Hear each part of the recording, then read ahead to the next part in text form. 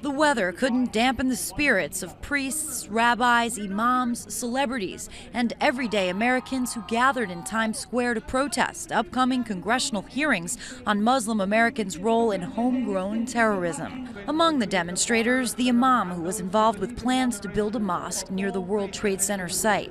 My concern is that if the perception that in the Arab and Muslim world that Muslims are under attack, the perception among the youth here that Muslims are under attack by their own members of Congress, by their own government, this helps radicalize people. And we need to reverse that cycle of radicalization. The hearings are being held by Long Island Congressman Peter King, chairman of the House Homeland Security Committee.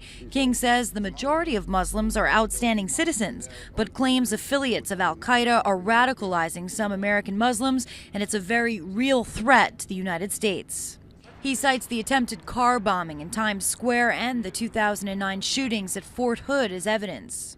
Whether it's Major Hassan or whether it's Shahzad or whether it was Zazi in New York, these are all people who are identifying in one way or another with al-Qaeda or al-Qaeda in the Arabian Peninsula. So it's an international movement with elements here in the United States. And as the protesters gathered in Times Square, the White House's deputy national security advisor told those at a Washington area mosque that condemning whole communities is not the solution to the U.S.'s terrorism problems. It was a sentiment echoed here in the city. To single out Muslim Americans as the source of homegrown terrorism and not to examine all forms of violence that are motivated by extremist beliefs, that I see as an injustice. Meantime, just a few blocks away, another group called the Liberty Alliance rallied in support of the hearings. We have got to get politicians who are brave enough to stand up and weather the storm from all of the leftist groups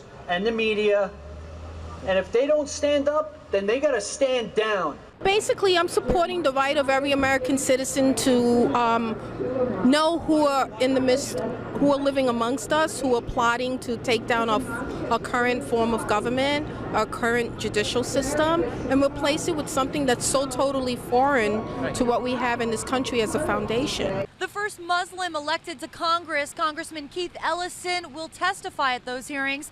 They're scheduled to begin Thursday. For now, in Times Square, Erica Ferrari, NY1. Residents in Queens are also upset about the hearings. Shame on you, Peter King! Shame on you, Peter! Protesters joined City Councilman Daniel Dromm outside a community office on 75th Street today. They say hearings on perceived Muslim radicalization are not the solution, and they won't make anyone safer. You, Peter King, as a congressman, should know better.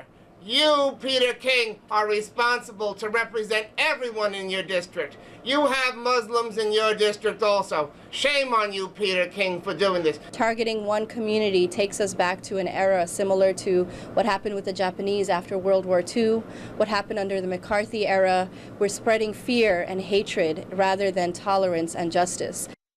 Protesters say King has a history of targeting individual communities and say they want to keep Queens a diverse place to live.